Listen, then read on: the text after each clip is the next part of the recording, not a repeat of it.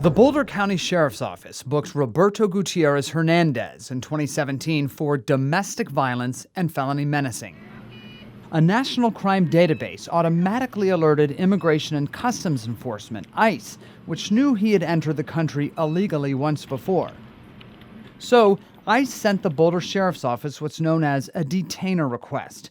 It's a document that asks a law enforcement agency to hold a person up to 48 hours after he or she is scheduled to be released on local charges. All it does is tell them, hey, let us know when this individual is done in your custody, hold them for a short period of time, up to 48 hours, so that we have time to get there and respond. Boulder ignored ICE, freeing Gutierrez Hernandez. He was arrested again less than a year later, this time charged with sexually assaulting a child.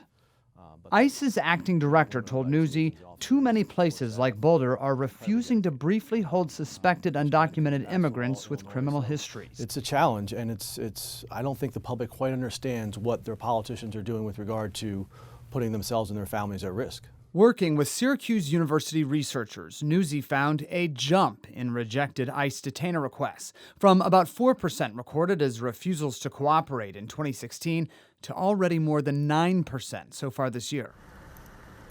Most places still comply with ICE detainer requests, but that's still about 10,000 times this year local authorities declined to hold someone who would serve their time or was free on bail that ICE suspected was in the U.S. illegally. It's been a gradual progression with regard to these jurisdictions starting to put politics over public safety. Actually, we're putting law and case law and judicial decisions over their needs. For years, Boulder County Sheriff Joe Pelley has had a policy of ignoring ICE detainer requests. We're simply trying to follow case law and federal court decisions and keep ourselves out of trouble and liability as well. A new state law says for ICE to have someone held in a jail like this in Colorado, ICE has to have a federal warrant. That's even though U.S. law is clear, ICE does not need a federal warrant. Anybody that tells us that we should be going to get a federal warrant from a federal judge is either ignorant or being willfully disingenuous. Still, some federal courts have found it's unconstitutional to hold someone after they've served their time or been released on bail. The data show New York City and California, which limit interaction with ICE, rejected the most detainer requests. Other jurisdictions are swinging toward more cooperation with ICE. Florida just passed a law to require local authorities comply with ICE detainer requests, a so-called sanctuary city ban.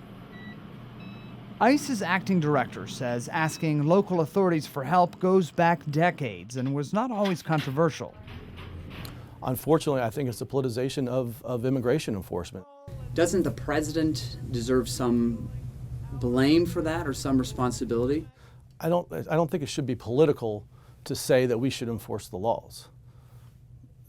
It's not political when we say, hey, we should go out and make sure that individuals get arrested for domestic violence.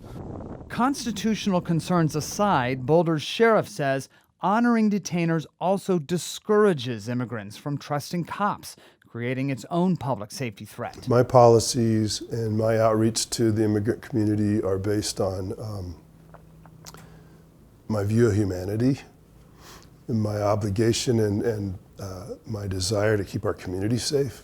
I don't think that's politics.